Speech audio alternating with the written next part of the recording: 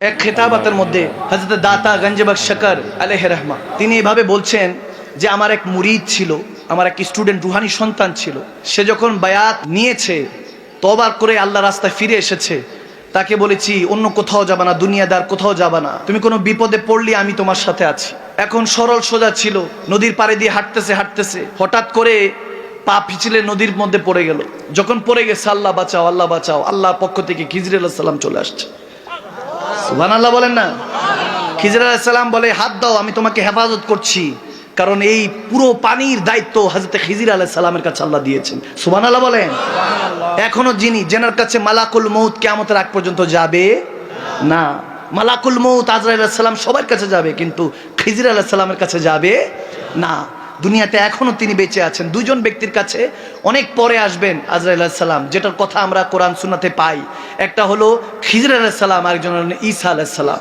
সুবহানাল্লাহ পড়েন। আচ্ছা, খিজির আলাইহিস সালাম বলে হাত দাও হাত দাও, বলে না, আমার মুর্শিদ আমার শেখ তো বলেছেন, দাতা গঞ্জবখশ শকর আলাইহির রহমা, তিনি বলেছেন যে তুমি বিপদে পড়লে আল্লাহর হুকুমে আমি তোমাকে মাদদ করার জন্য, সাহায্য করার জন্য আসবো। বলতেছে আমি হাত দিব না, ডুবতেছে, বলে হাত দে নাহলে বাঁচবি না, তাড়াতাড়ি দে। সহজ সরল ছিল, আমাদের মতো পড়ালেখা করনেওয়ালা না। পড়ালেখা করনেওয়ালারা বলবে কিসের, আল্লাহর কি নেক বান্দাদের কি এত ক্ষমতা আছে নাকি? আমি বললাম আল্লাহ আল্লাহ আল্লাহ। সুলাইমান আলাইহিস সালামের ওই বান্দার কথা, উম্মতের কথা মনে নেই? বলেছে রানী বিলকিসের রাজত্বর এই সিংহাসন টানতে পারবি আশিমন? কেউ পাচ্ছে না। এক জিন বলতেছে, একজন জিন বলছে সুলাইমান আলাইহিস সালামকে, আমাকে দেন, আমি আপনার 1 মিনিটে আনবো।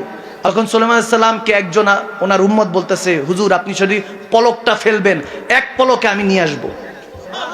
সুবহানাল্লাহ কয় না? এই কোরআনের কথা, এই হাদিসের কথা ঠিকই মানি। সুলাইমান আলাইহিস সালামের উম্মতের ক্ষমতা আছে, 1 পলকে 80 মণ ওই রানী বিলকিসের ওই সিংহাসন তুলে নিয়ে আসলো সুলাইমান আলাইহিস সালামের দরবারে। হাদিসে এসেছে 15,000 কিলোমিটার দূরে ছিল, সেটা যদি 1 পলকে আনতে পারে সুলাইমান আলাইহিস সালামের উম্মত, আমার নবীর উম্মতের, সুলাইমান আলাইহিস সালাম উম্মতের থেকে আমার নবীর উম্মতের দাম কম না বেশি? আওয়াজ না কম না বেশি? মানার মতো মানতে পারলে সব আল্লাহর ওলিদের আল্লাহ ওই ক্ষমতা দেন। এটা বুঝার বিষয়, ঝগড়া করার বিষয় না। আপনারও চাইলে এই ক্ষমতা আল্লাহ দিতে পারেন, ল লাগান না, মালিকের সাথে বন্ধুত্ব করান।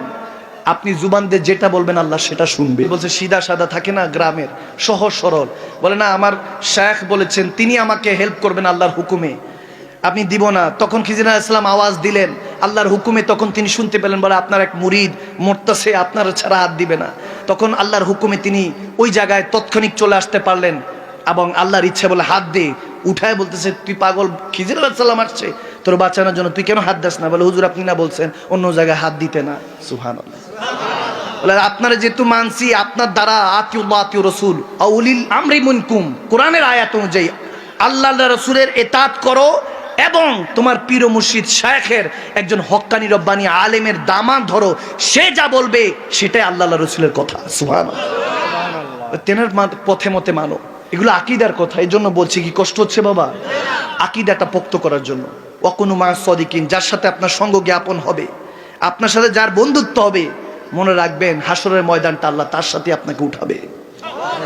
আপনার মানুষটা যদি, আপনার বন্ধুটা, আপনার মুর্শিদ, আপনার শেখ যদি আল্লাহ ওয়ালা হন, তাহলে হাসরটা সুন্দর করে দিবেন কে?